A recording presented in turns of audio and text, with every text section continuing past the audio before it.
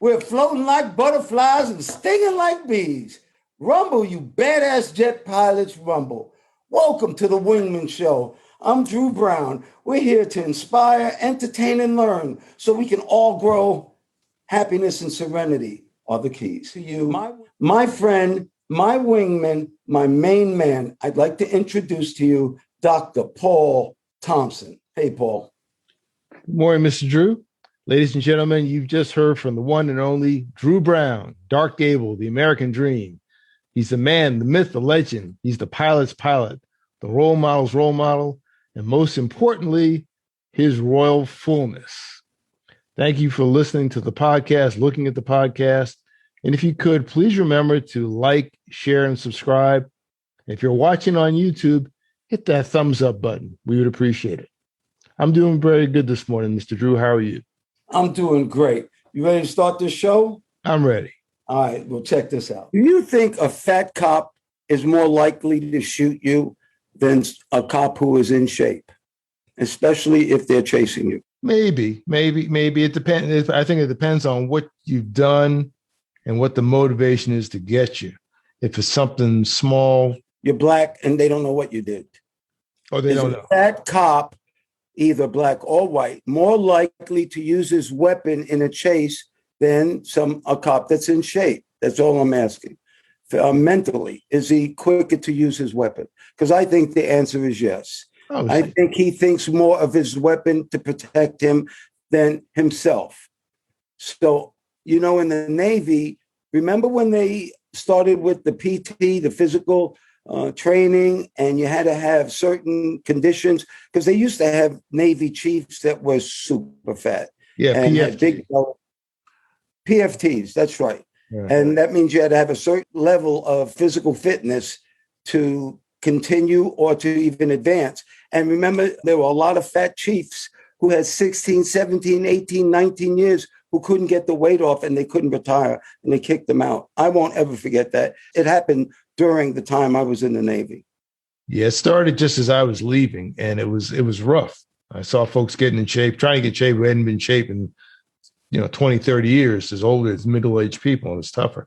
I think, you talk about, fat cops. I think there's a difference between just being fat and obese. I meant obese. Like private security. Out of shape. Guys. Fat, out of shape, obese. Not heavy, not big boned. Yeah, big bones. Yeah, big bones. No, none of that. I'm just saying, did you notice that the Navy now has a different appearance? All of them look like they are physically fit, God forbid, to go to war. I think all the services are like that now, actually. Correct. They're all like that. So all I'm saying is, shouldn't our law enforcement, because obesity does have something to do with self-control. It is a drug, once again, as we talked about. It's not because you're a bad person. It's not because of whatever people are talking about. It's something that needs to be addressed. Just like this goddamn shooting. You know what? I got a question about these shootings because it's gotten out of control. I even told you I didn't want to talk about it because everybody else is talking about it. But this is what I want to know. How come all these politicians are rushing to start making everybody having to register to vote, this big registration push? You have to have license, you have to have this, you have to have that. And yet you can get a goddamn gun any kind of way you want. Why aren't they rushing to at least make guns registration harder? So at least I have a lot of guns. I love my guns. I don't mind putting my name on it because I don't plan on doing anything wrong. But that's just kind of weird. With all these shootings, nobody's talking about getting guns out of the hands of mentally unstable people. Yeah, I agree. And I think unfortunately with the culture as it is, there are a lot more mentally unstable people than before. Now, some people would argue, say, well, no, it's the same amount. You're just hearing about it more. Well, I think both are true. I think, yeah, you're hearing about it more. And you got even more crazier people. I've seen them personally, not just in New York City. I've seen them in little podunk towns. It's not, on the subway, New York subway, you'll get a show. 100%. 50 years ago, you get a show. It's usually a good show. Sometimes it's a bad show. But I've seen crazy folks, in a town of like 20,000. Paul, my theory is the ratio of crazy people, and I don't want to call them crazy, but that's what society calls them, but truly mentally unstable people, truly with mental problems. The ratio is the same, but in New York, let's just say it's 1 out of 100,000. So if you got a town of 50,000 people, you might not even have somebody unstable in the town. But in New York, you have so many people crowded together, you might have 6 on that subway. Yes. Yes. So the ratio is the same. It's just in the city, there's that many people that they sometimes actually interact. Yes. Yes. Yes. Yeah. That's the interesting thing about the subway and mass transit. You can have paupers and billionaires that literally rub shoulders. Yes. Well, guess what? That's where I'm going. And that's why we're doing the show a day early. I'm going to New York because one of my best friends who I grew up with, Danny Rappaport, his son, Harry, is getting married. And you know how you used to say, hey, I knew you before you were even a thought. Well, this is one of those kids. I knew him way before he was a thought. I mean, I know his father 50 years, easy. Anyway, I'm going to New York City. And he's such a good kid. He's into business. They both went to really good schools. I think he went to Duke. I'm not sure, and I'll have to check. But anyway, he's such a good kid. He sent me an email, sent everybody in the wedding party an email. Can you please send us a photo or bring your vaccination card? Okay, or proof of your negative outcome in your COVID test. I thought that was pretty cool. I mean, he's up on it.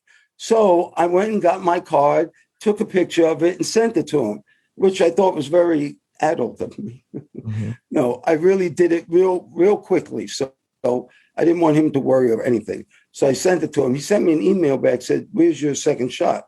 Me being a smart mouth and just thinking he's joking because him and my friend Dan, we joke all the time. Anyway, I said, where's my second shot? In my arm. And then he wrote back, he said, but it's not on your card.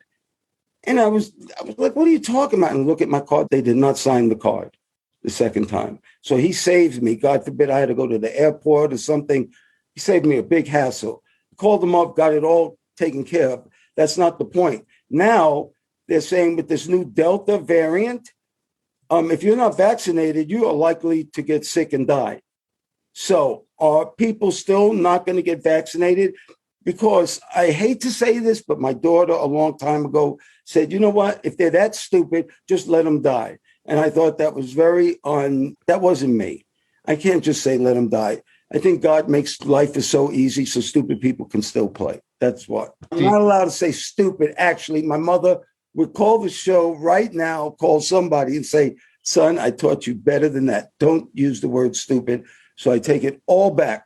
Anyway, these people who obviously didn't go to science or don't have an education and are not getting vaccines, and children, how about this, are going to get sick, Paul, if they don't get the vaccine.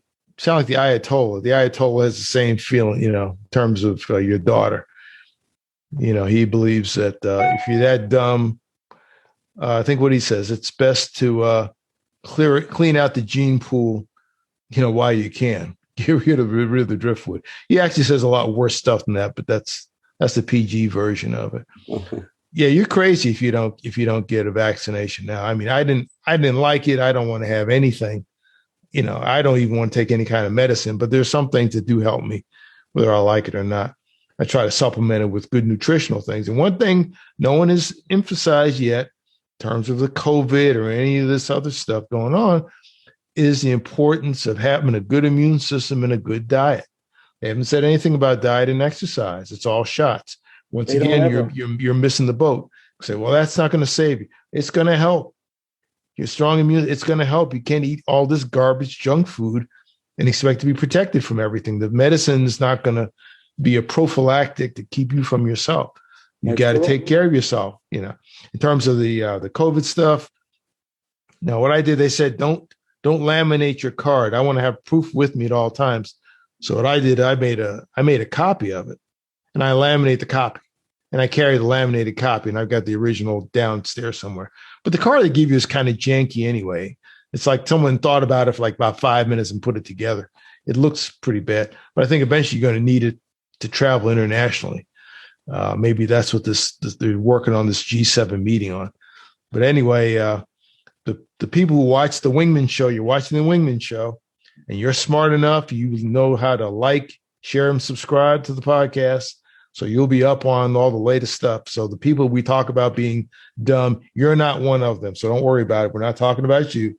We're talking about people you probably know. So hopefully you can tell them to, get on the right foot, use their brains, stop eating all this garbage and junk and carbohydrates too much. Yeah, I have a few chips now and then if I'm home too long. But, break a sweat 3 times a week, eat some decent food, drink a lot of water, and that's going to help you if you take no medicine. That's my soliloquy. Well, that's because you're a good wingman, and not only a good wingman to me, but you're a good wingman now to all the listeners out there, because if they take your advice.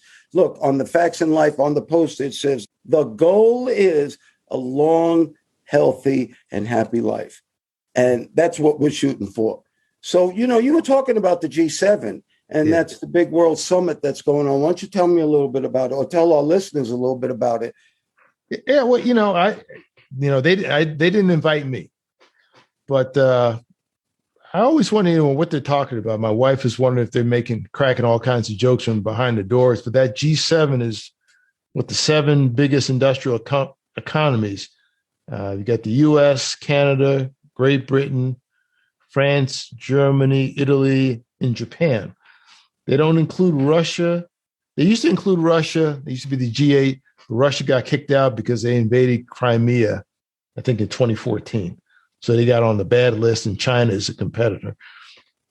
So the biggest thing I guess I got out of it is they're meeting to levy taxes on everybody. I think they agreed on this before, but the corporate taxes are going to be a minimum of 15%, I guess, in all those countries. They're trying to make it worldwide so that everybody doesn't try to leave the United States or just get everything done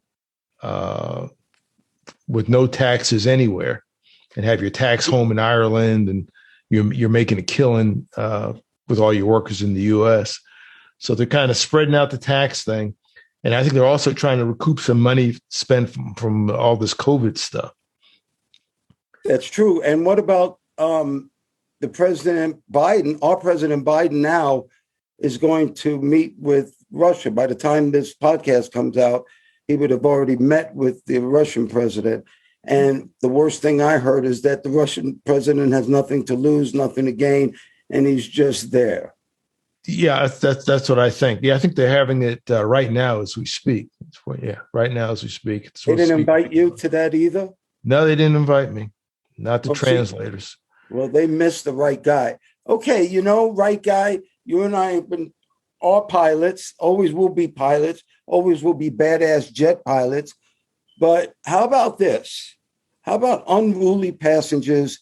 And how about if you were the captain and you had an unruly passenger, or you were in the cabin and you saw an unruly passenger? Because I actually had something happen to me. This drunk guy got up and tried to open the door. Oh, when you're on the airplane? Yes, I was in first class. He got right up, tried to run and grab the door. Me not being that scared, because he can't open the door because of the cabin pressure. But still, the mere fact that he's that crazy, right, I had to physically subdue him.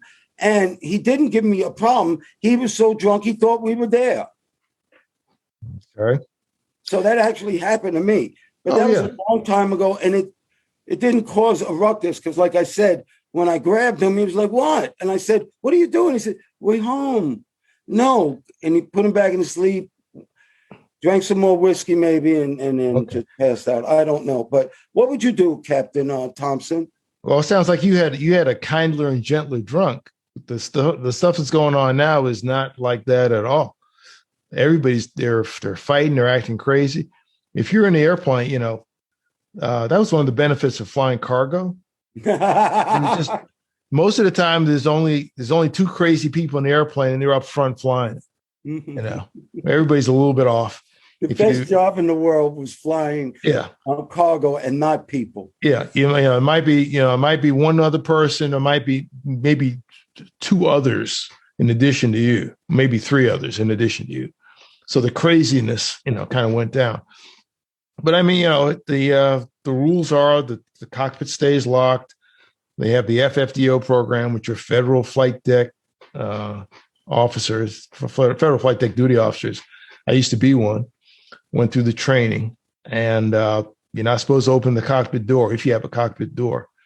No, but what does that mean when you an FFDO? No, simply means you can carry a gun. You can carry a gun. Guns up there. You have guns. Yeah, they're armed. They're armed. There may be one, maybe both of them. And if you breach the cockpit, they are permitted to shoot you in the cockpit. So what would you do once again with this unruly passenger thing if it was happening now? Because the captain of this airplane said, "Hey, all of you strong males, come up front and kick his ass." Basically, subdue him.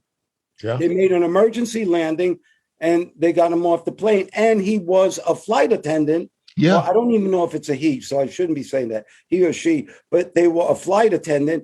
And if you don't remember, I guess it's a long time ago, another flight attendant pulled the slide and remember, opened the door and pulled the slide. Yeah, that was in JFK. Also. I won't say the airline, but it was JFK. I think he just wanted to leave. He opened the door and slid down the wing, and he was gone for the day. That's right. He just left. The airplane was either taxiing or about to taxi. So you got all kinds of nutty people. Some work for the airlines, and some are the traveling public. It's scary. Would you have called those people? Would you have called those passengers? Would you have done that? I've never had passengers. I don't know if I would have thought that, to be honest with you. That might even be part of their protocol now. I don't know. I've never heard of that before. To say, well, I would have done that. I can't say that honestly. That's a strange one. I think more in terms of being a passenger. That's where they've got the decisions to make. Because I see these things. These people, they're flailing around. And one thing about but what about these fights? What if you were on the plane? Okay, forget the captain, because they really, unless they're trying to get into the cockpit, they can't do that much damage, and you can land. Yes. So let me ask you this. What if you're a passenger and these idiots, and you know what I'm talking about, and you know the type of people I'm talking about, so I don't want to downplay it. They start fighting. Do you get involved? Do you stay out of it? Do you film it? What do you do, Paul? You actually have martial arts experience. I think it's a function. Where is the airplane? Is it airborne or is it on the ground? Airborne. If it's airborne and if it's really close to you, you really need to stop it. Sometimes I've seen stuff with males. It could be males and females, females and females, males. It's all kinds of crazy stuff. The scariest ones I've seen are, over the water, international flights, and a lot of times alcohol and drugs seem to be a central part kidding. Of things. Come on, Paul. Are you kidding? Whiskey's part of the problem. Well, they're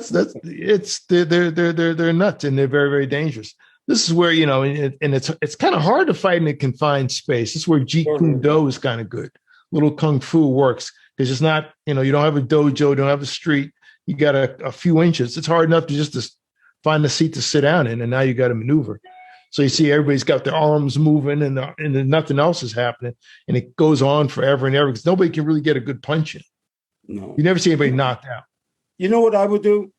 Now that I'm thinking about it, I don't know if I would have done it without thinking about it and talking to you, but what I would do is stand back and get some other passengers and have a plan instead of going in like Batman or Superman. First of all, my Harlem experience would let me know if I should even approach the situation or not. If I have a 0% chance of winning, I have a 0% chance of going in.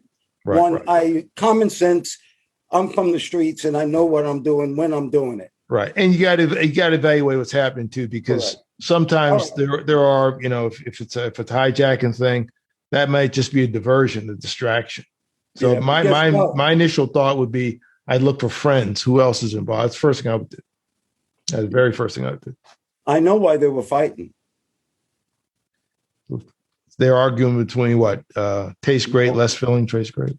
I know why they were fighting, though. I know why those passengers got in a fight. Why?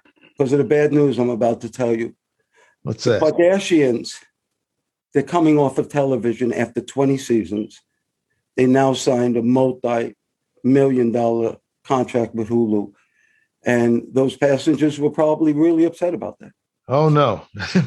Okay. Can you believe they've been on 20 years, though? I can honestly say I've never seen one episode. I've heard the names, and that's all I know. What have I missed in 20 years? Nothing that I know of, because I haven't really watched it either. I've seen when they talk about basketball players, Lamar Odom and the other guy, that's the only time I even hear the Kardashians, or could care less about them. I heard, who is it? Like the comedian, I don't know if this is proper, but there was some comedian that said that Kardashians had ruined more black men than diabetes. I don't know if that's true or not. That's kind of mean, and I don't know what the basis of it. You can think about that for a minute. Oh my God, that was funny, Paul. That was a good one. I want you to think about this, Paul. An ancient African proverb, and I'm going to just throw this out there real quick. An ancient African proverb said, if a child is not welcomed in the village, he will burn it down just to feel the warmth. And that statement right there is pretty true. And we had a movie that came out called Thug Life. And Thug stood for the hate you give little infants, FUCKS, everyone. And I think they both basically say you need to take care of these children because they do grow up. Instinctively, I take care of children. Instinctively, my dad used to shake hands with people, and he would take his pinky and interlock it with your pinky. And he would say, give me the little ones because the big ones can take care of themselves. And that's how he would shake your hand. So I just threw that out there for, just some food for thought. But both of them are basically saying we need to take care of our children. And it's mighty funny. The two people that get forgotten are the young and the old.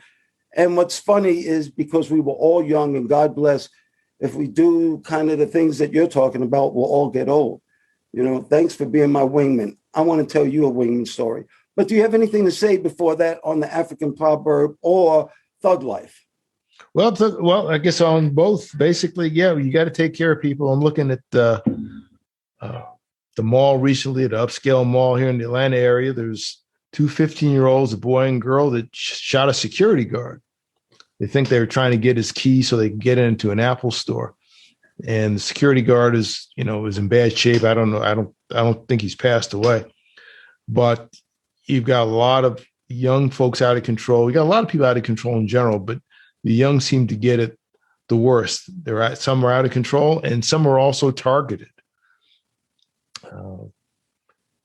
There's a lot. Not educating them. Look, it's a circle. Remember, everything you do comes back to you. We have not been educating kids for a long time, and these kids are growing up. These kids are not kids anymore. Right.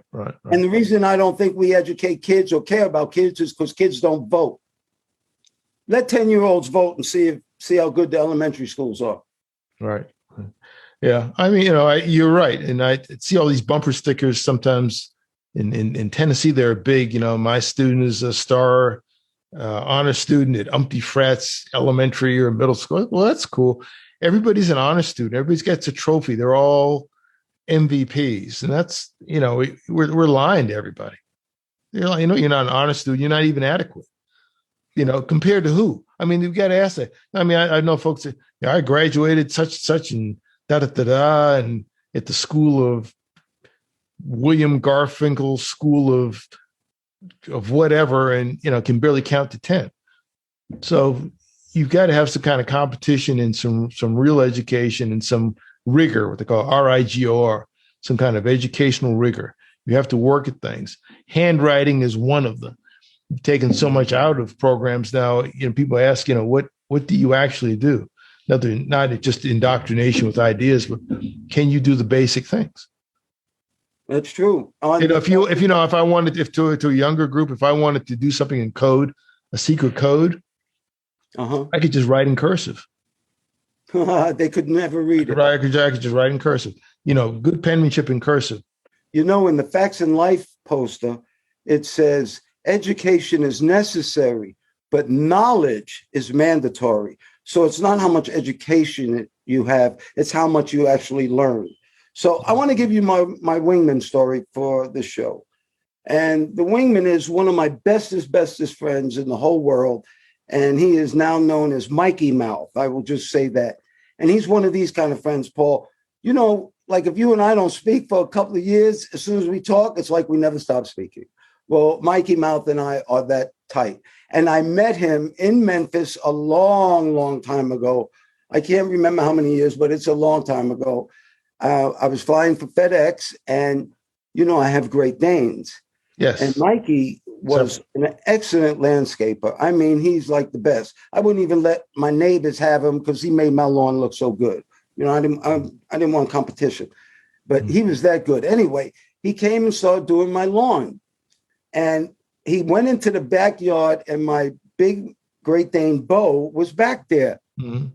And I was standing by my car in the driveway, and the next thing I knew, the trimmer was in the air, the blower was in the air, and Mikey was running full speed. Keep your money, keep your money, keep your money. And he ran across the street. And Bo wasn't really chasing him, but Bo comes, he left the gate open, so Bo came and he was next to me, and I grabbed Bo and I walked Bo to the street. So imagine this, that I'm on one side of the street, Mikey is on the other side. And I said, Mikey, do you think I would let my dog bite you? Because he knew who I was through TV and everything. Uh-huh. And we really had a good rapport at that time, but we weren't best friends, but Mikey's so smart. He actually stood there. He thought about what I actually said. He knew who I was. We had talked before, and he came up with the conclusion, hell no, he's not going to let his dog bite me. He came over, petted Bo, and we've been friends forever. He traveled with me when I was doing the American Dream. When I was doing all these, he's been with me to Arkansas, Mississippi, Tennessee, Georgia. He's been with me all over the South. He's been with me at schools with dirt floors. So he's heard all my speeches. I love Mikey, just so amazingly. I love Mikey. And the reason I'm really shouting him out is he's the reason that we're doing the show right now, because I've been wanting to do this for a very long time.